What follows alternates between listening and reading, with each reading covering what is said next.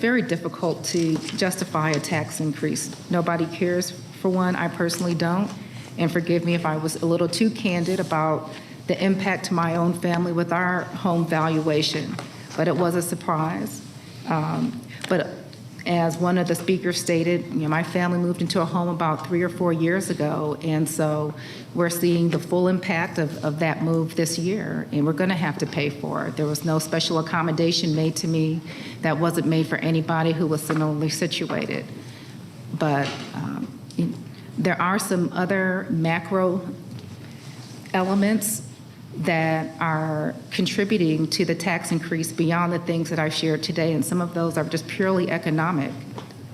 Supply and demand is a significant contributor. Whether or not people want to believe that or not is the truth.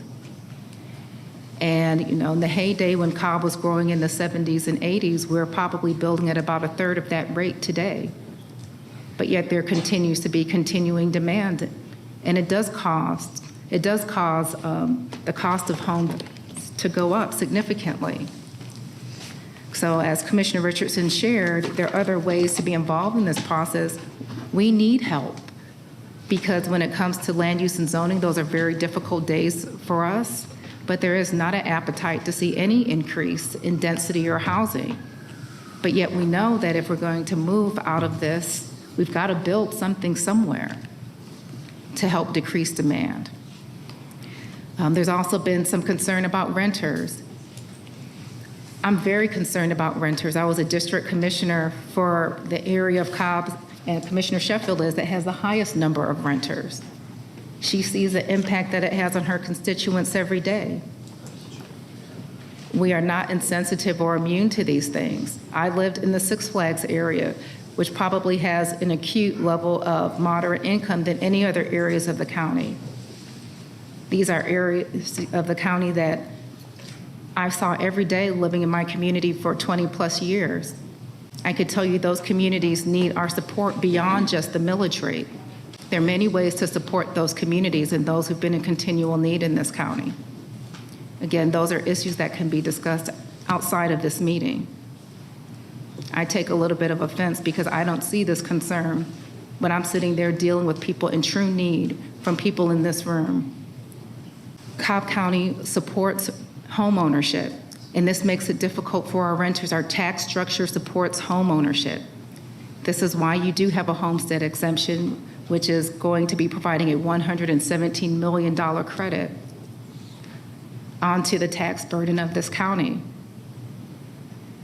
So for those that may have rental properties, I know this is something that's difficult and it's a cost that's passed on. This is a structural approach that many have taken in this county prior to us getting here that says that we value and provide a tax incentive for people to own their property and own where they live. There has been discussion about consultants, and I think one of the ones that continue to come up are $5 million spent for Deloitte, and that was out of American Rescue Plan Act dollars, not of general fund dollars. And when we wanted to spend the American Rescue Plan Act dollars, we didn't do it in a bubble. We went to you, the public. We heard from 3,000 of you that said you should spend our dollars in this way. And in fact, Cobb County has been lauded, and I just heard from a consultant from the federal government talking about our unique approach to ARP and how that was used as a model for some other areas and how we're utilizing a consultant.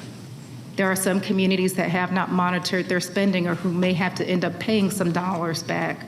Our consultant is helping to ensure that we're maximizing our dollars and are operating within the legal construct of those funds that have been provided by the federal government, which is one-time funding that can't be used to offset our recurring expenses. There are a lot of other things that have been stated here. We can go back and forth all night. All I want to do is share with you that a lot of time and effort has gone into the decisions made here tonight, and that these decisions did not happen in a vacuum. And with those line items that I shared, there's been a very specific matters that we have to address tonight, which would prevent us from rolling back our millage to the rollback rate.